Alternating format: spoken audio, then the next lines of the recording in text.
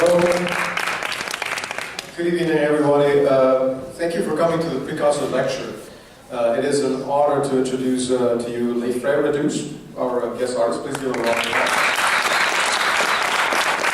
It's also an honor to introduce our guest speaker, Jeff Netto, who teaches, among other things, film appreciation at the college. He's going to be saying a few things about silent film. Give a round of applause. So, in the next half hour, Jeff is going to guide us through a short lecture on film. And he's going to talk a little bit about silent film and a few other things. And then afterwards, we have prepared a few questions for the artists. And of course, if you guys have any questions that you would like to ask, there will be some time for that as well. So you might be thinking about a question. All right, so why don't we get started? Jeff? Sure. Thank you, Alejandro. I teach film appreciation, and I think quite a few of my students are going to be here tonight. Some might already be here. What I teach involves trying to get students to appreciate, to watch a silent film and understand it, come to terms with it. It's a bit of a challenge. We're not used to watching silent films. But there's a lot of beauty there, I think, if you can open yourself up to it, and maybe if someone can guide you and tell you what to watch for, what to listen for, because as we know, silent film is never entirely silent. There's always some sound, if only the clicking projector in the corner. My students are watching this film. They're going to come to this performance tonight. And they're watching it for, I've cued them, for its dense layering of irony. The film is deeply ironic in the sense that you think you understand what's going on. You think you understand the story or the characters, and suddenly you realize that your understanding was wrong. You're unsettled, you're confused, your expectations have been overturned. This happens again and again in various layers throughout the film.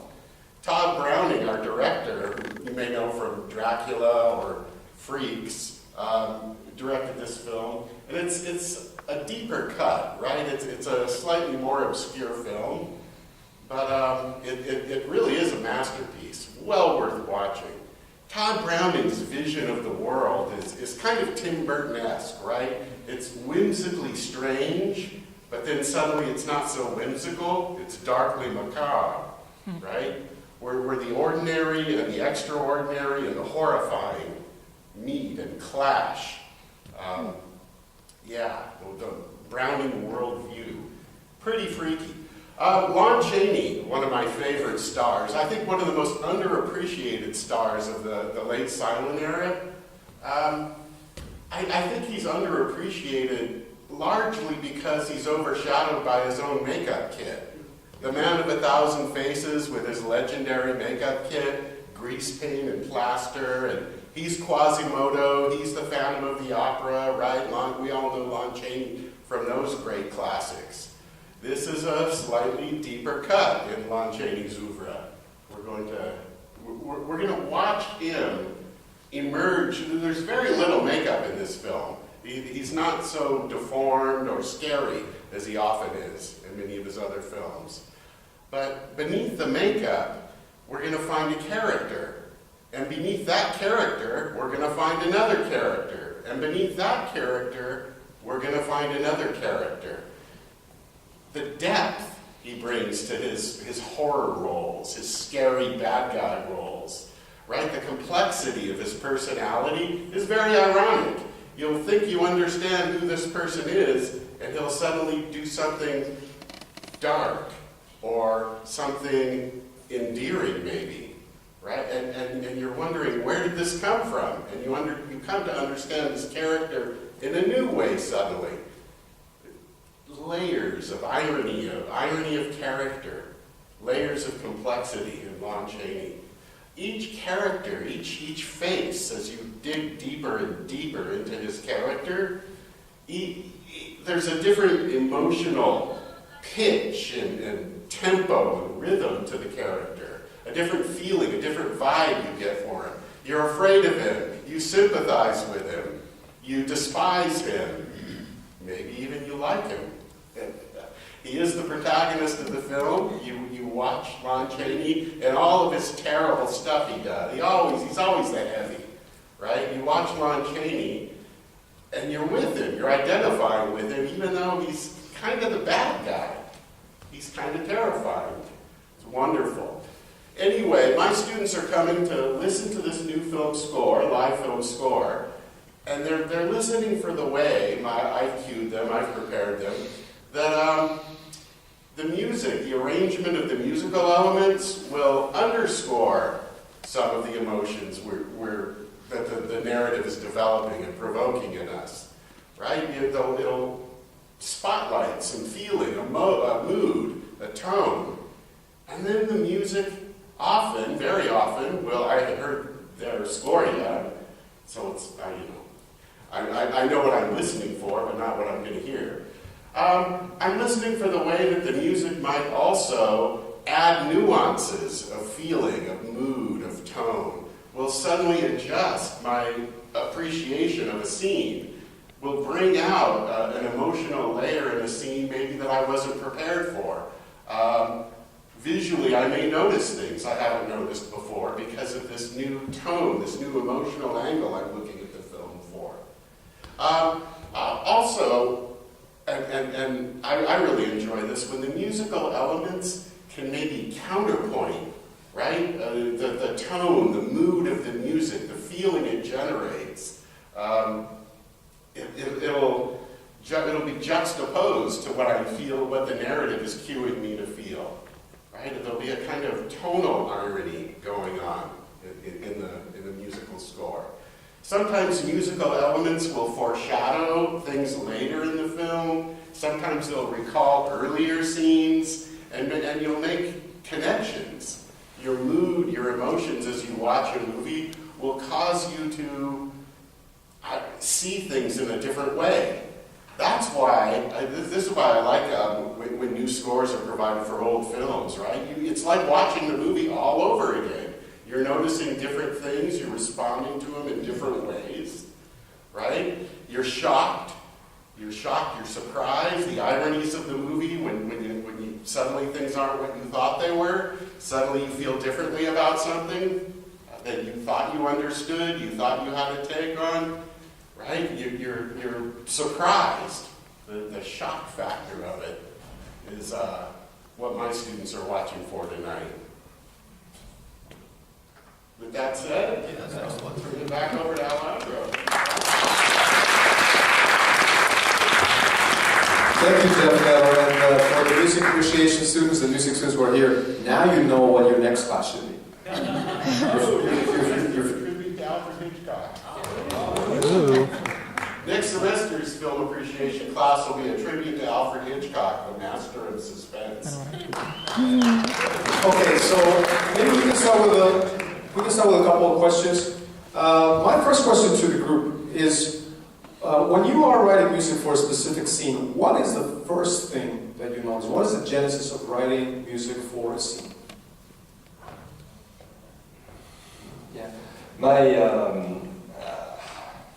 it was interesting because we were asked to write a new music for this movie in 2012 by the Austin Guitar Society. And Randy and me, we didn't do that before. It was the first time. And then they sent the movie, and it's what you said is very, very true. I was looking at the movie and I said, yeah, okay. Oh, no, it won't do that. No, and the first time was like a shock, really a huge shock. I was like, I didn't see a lot of silent movie. Of course, I'm French, so I saw a lot of Chapman and everything. So, but this one is like another level of complexity, of layering, of psychological things that are really So my experience with that movie was very, very shocking in a good way. In a very good way. What was the question? A lot. Well, what is the first, when you're writing music for a specific scene, What are the things that you hold on to? I mean, is there an element that you notice, like the pace of the scene? Is there what are the first elements, musical elements that come to mind? Do you look at the rhythm? Do you look at melody? I mean, just. I think the rhythm. I think Rennie can answer that better than me. But the rhythm is the first thing we look for to match in a way with the movie, or unmatch sometimes, just to create something unstable for the audience. But Randy can Well, I can challenge everybody to basically turn off the film, or actually watch a film and turn off the sound, because when you're watching a film, you can see and feel a pace that's going there.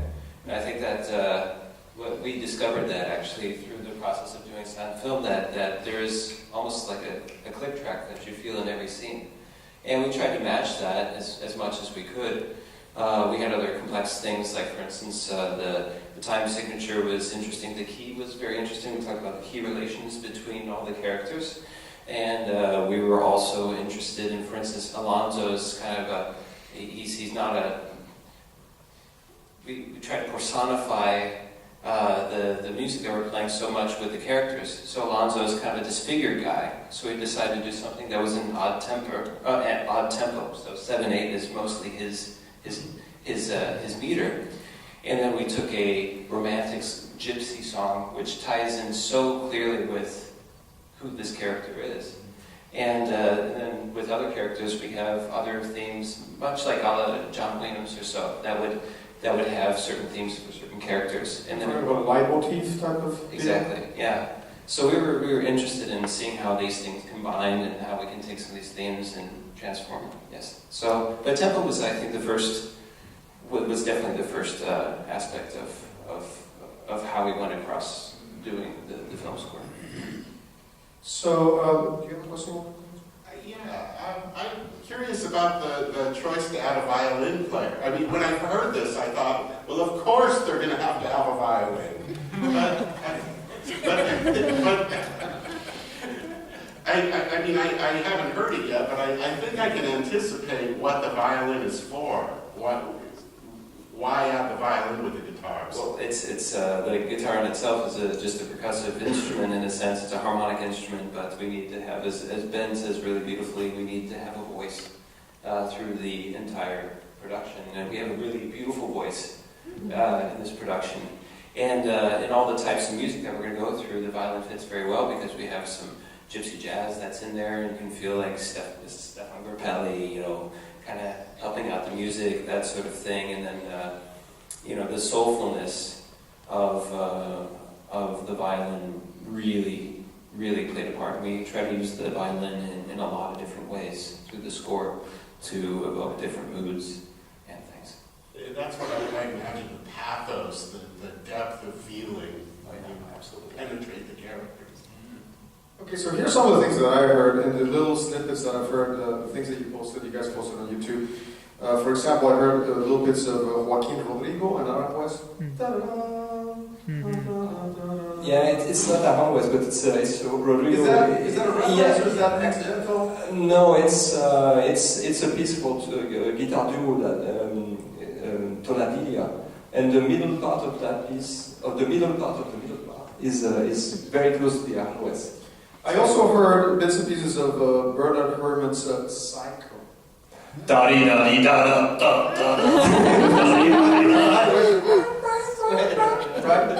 Is that also purposeful? Is that a reference? Or is that not really. I don't know. Randy wrote that part, but I don't know if it's deliberate. No. It wasn't deliberate or so, but you do feel like there's certain music that really transmit. Oh, you have to have this here, yeah. And I can't really necessarily say that. Oh, I can point it to that person that did this or so. We have a lot more references, but those two references actually we didn't think about it. Isn't that amazing as a writer, especially if you have good ears, you can't help but be influenced, and at some point these influences are going to come out in your music, whether you like it or not, right? I mean, it's very hard to escape those. Jeff? It's not a question, but I just want to say I'm really excited to hear what you came up with for Alonso when he plays the guitar. The armless man on the guitar. What that might sound like. And do you guys ever change anything? Is this a score that has been set in stone, or are there any alterations that happen depending on the venue you're going to play, the circumstances that you're going to play for? This is a very, it's a good question because it's a very, the score is very dense. It's very, we play all the time. We use silence when we can't say anything that better than silence, some very dramatic moments. But and it's always changing all the time, so the idea for us is we worked and we're still working a lot on the synchronization in the movie, which is very tricky. Because we want things that happen at the exact moment with the image. So there is not what we did lately. A few months ago we reshaped a little bit the score, but it's a score. There is no improvisation in it. There is no freedom to. We really want to be exactly with the image. I'd like to ask a question of Jenny. Also, so all of you guys, besides being involved in this wonderful project with the film, all of you guys are performers in your own right. You guys perform at a very, very high level without a silent film. That's what I mean. So, how would you compare performing for a silent film to performing, naked on stage, as it were, with nothing else other than the music? What is it like to perform for a soundtrack? Well, I was really drawn to the score, first of all, because we did add a few elements of some of the violin repertoire that's quite famous, actually. Maybe some of you will recognize the themes, but the added advantage of playing with the film is that you get the characters right in front of your face, so you can actually play along with the characters. And we're oftentimes having to imagine, wordless music, for instance. Playing the violin, I don't have words to sing to, right? So I have to constantly create words, especially if you're playing a classical piece, you're that much further away from the composer.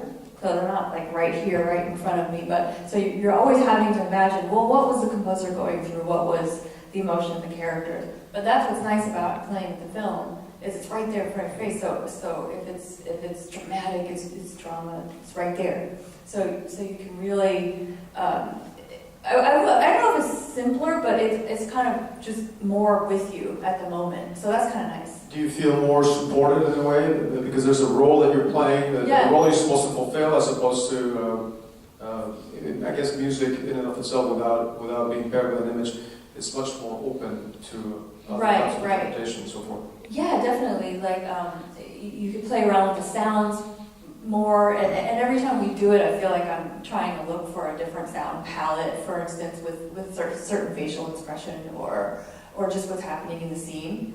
And you can start getting really creative on the spot, even though it's the same music. Very nice. Would you guys like to ask a question? Is anybody? Yes. So why don't I come out with a microphone? Hold on. I can speak very loud if I need to. Okay, go ahead. All right, so I was thinking about this today driving here, and I thought artists are introverted, musicians tend to be more extroverted, but there's an element of intuition that goes into what you create. So, what was this for you? Could you guys hear the question?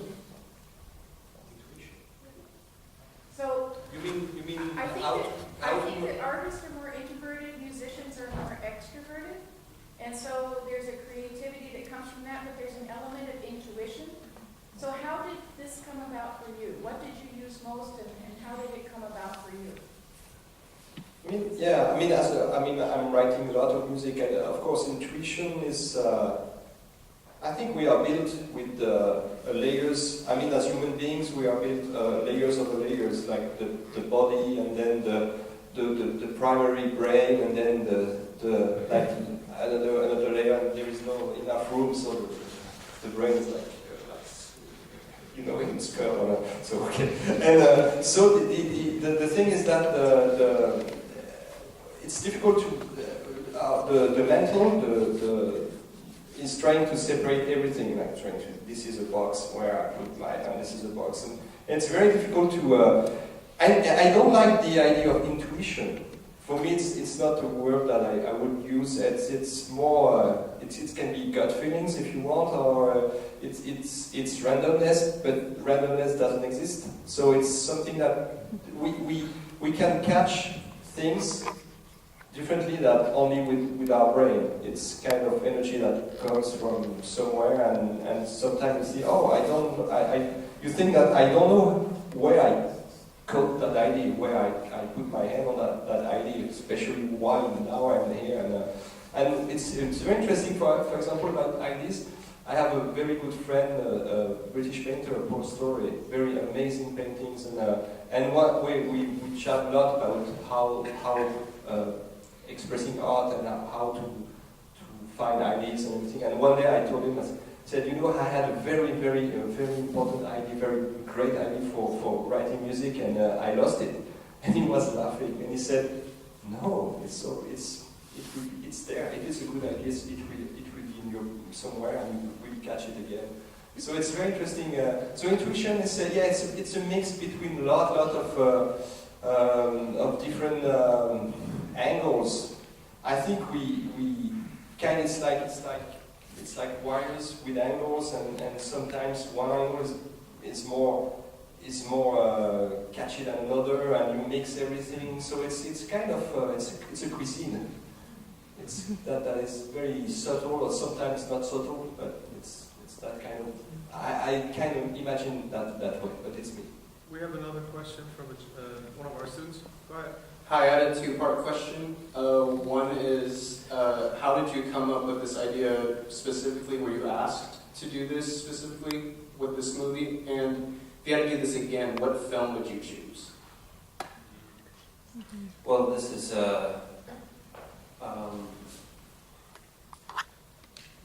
well, we were asked to do this. Ben and I were both composers. We like to improvise and things, and what happened is that it was a really nice collaboration between a music society and a film club. But they actually were they're gigantic, both of them. So Austin West Guitar Society is the biggest guitar society in the country, and then Alamo Draft House, which you probably all know about. The CEO of Alamo Draft House, his name is Tim Lee, who happens to be also a classical guitar player. So they had to sit down and chat. Tim said, "I love this film. This is my favorite film for a silent era. We want to do this." Matt said, "This is great." He said, "I know a couple people that can write a score for this," and they hired us to do it. So it's just everything is serendipitous here. Everything was just really lovely. Next film, actually, we're going to be doing a film in Norway pretty soon, which is called A Page of Madness. And it's a Japanese film, and we have basically two quasi-psychotic films that are going on. So, and we're actually going to do flat-out improvisation with that, with effects and things. So that's our next endeavor. We're going to be doing that in a month. So, yeah. Yeah, I have a question about your role in creating meaning in the film. So this is a silent film, Unknown, which is about carnival members. So the movie's been done. It's an existing movie. There's plot, there's scenes, there's lines that we're going to read on the screen, and now you're adding the music. And my question is, are you amplifying, the emotions that we're visually seeing and reading, and the text that we're reading? Are you amplifying those, or are you also doing something where you're creating an additional layer of meaning to the film, right? Because you have a lot of choices about what you're going to do in each scene with the music. And that's my question. Do you see yourself as a co-editor of the film? And how do you work with that? Are there responsibilities you have to be more accurate or not? I think you answered everything. No, it's a question. I'm asking. Yeah, I have a little story with the movie that it's what you were saying at the beginning. It's for example, there is a spot where it is. I try not to say too much, but he's going into he's seeing a doctor, and this moment I wanted like a lot of composers for movie are doing. I wanted to pre-echo something that can happen, but we have to put the seed in the ears before it happens. And so at that time we were asked to play some Caprice, Goya, Les Caprices de Goya, which is it's a series of etchings. And there is a Castelnuovo Tedesco, a composer who wrote for the guitar 24 caprices. And one of them is based on the Dies Irae.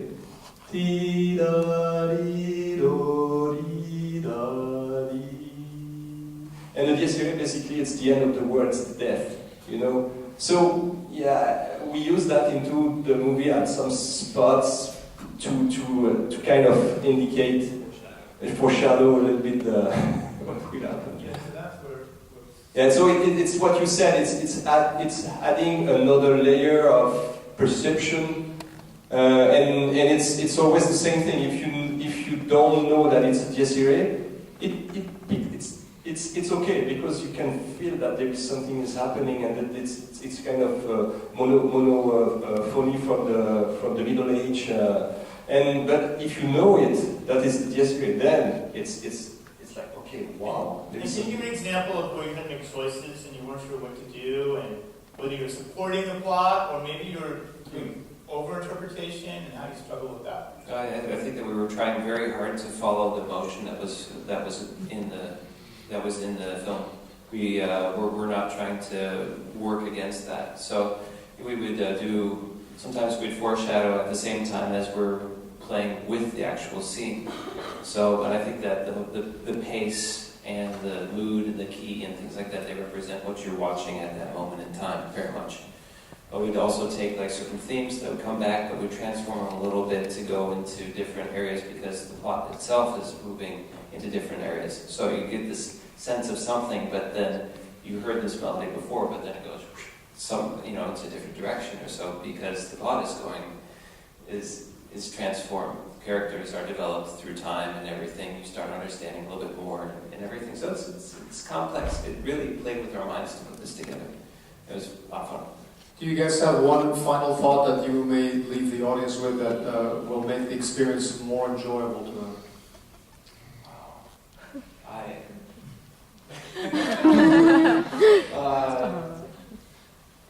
Lon Chaney was a circus performer also, and he left the home to join the circus, and when he was like 16 years old, and one of his, he's kind of macabre, as you say,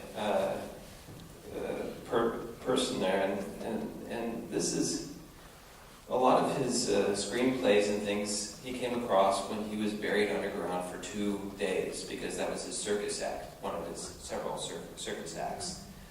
So that's something to think about also, the guy buried under earth for a couple days, And then the second thing is that a lot of people say that this collaboration between Browning and also Lon Chaney was their pinnacle. They did 10 films together. This is, I think, the 7th film that they did. And there they really came to a synthesis. Lon Chaney, Joan Crawford, Norman Kelly, all these actors.